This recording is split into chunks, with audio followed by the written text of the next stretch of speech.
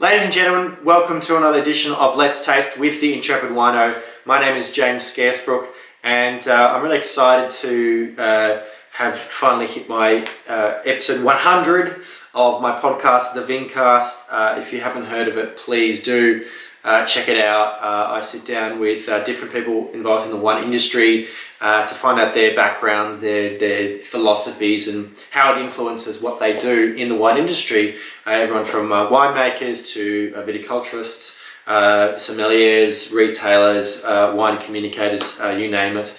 I try and find the most interesting people. So I'm really excited for my guest on episode 101 to be the maker of this wine. Her name is Sierra Reed Milne, and she makes Milne wines. She's originally from California, and she has a really fantastic and very unique journey that led her to winemaking. So please do go and check out that episode. But Sierra was kind enough to give me a bottle of one of her wines, which I believe for the most part are completely sold out, and I think she's releasing some soon, hopefully.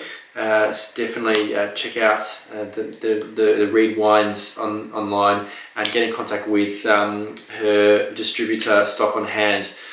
So the wine she gave to me when we sat down for the podcast is called Alexia. It is a Grenache, 2015 vintage is, and it's from the Sharkey Stonewell Vineyard in the Marananga area of the Barossa Valley in South Australia. So I'm not sure what the retail of this bottle is. I'll have to check that. Hopefully it'll be in the description. But under screw cap, let's crack it open and see what kind of Grenache we're talking about. Right away I can see that it is a lighter coloured Grenache. We're talking a very delicate touch here. I'm not sure exactly what the maceration, the time on skins were, or when the grapes were harvested, but this is a very, very, it's borderline rosé. This is one of the exciting developments in the wine market lately is the interest in light red wines. I personally have been a big fan. I think it's part of the reason why a lot of people enjoy Pinot Noir in particular, and Beaujolais, or Gamay. But you're starting to see a lot more red wines from different varieties as well, particularly Grenache. I think there's a lot of really outstanding, very light, lithe, savoury red wines made from Grenache. So I think this definitely fits into that category.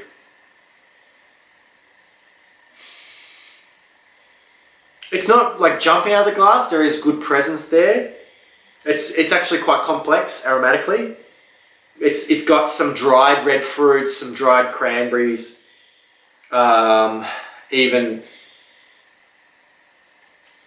it's quite earthy. It does have a little bit of a dried meat character, some salty jerky, like beef jerky. There's some really nice sort of dried crushed herbs in there as well.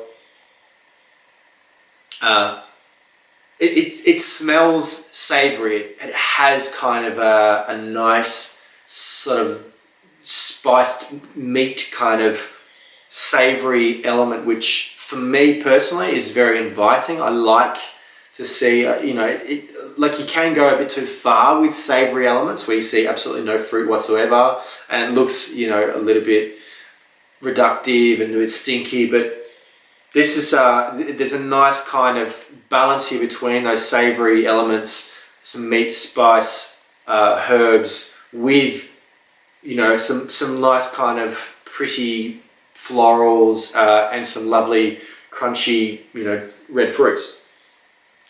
Let's taste.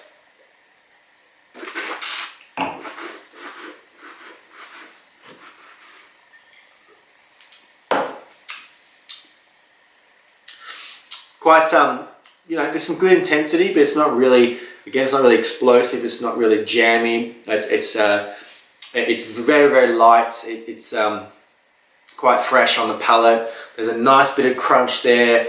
It's all in the mid palate, which is really nice. It does have some, a bit of carry through, but it's really filling that mid palate quite beautifully.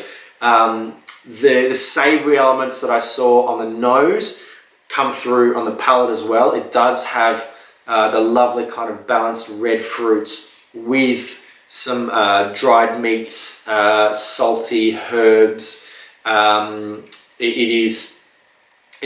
could actually have this a little bit chilled and it would be very enjoyable as well. I really like this because there's good freshness to it, there's good acidity, which for me is by far the most important element of a wine. That makes it ideal with food. It is a style of wine that could be quite malleable, as in you can do it with lots of different kinds of food. Probably it would struggle with very, very heavy meats like beef and lamb, that kind of thing. But you could do it with different kinds of pork. You could do it with different kinds of game. It has some really lovely elements to it.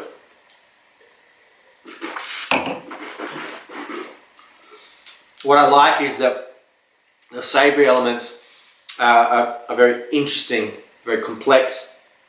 They make me sort of think about food, but at the same time, they're sufficient sort of fruit characters with that freshness that mean that you can easily enjoy this wine on its own. So I really like the expression. It is definitely my style of light red wine, where it has different elements to it. It's both sort of pretty, but also, you know, sort of a little bit savoury, earthy in its complexion. So Sierra, this is a really lovely wine. Thank you so much for your time and donating this bottle, and it was great to have you on the podcast. If you did enjoy this video, please come and visit me at IntrepidWino.com. Follow me on social media, IntrepidWino on Twitter, Facebook, Instagram, and of course here on the YouTube channel. Please make sure you're subscribed.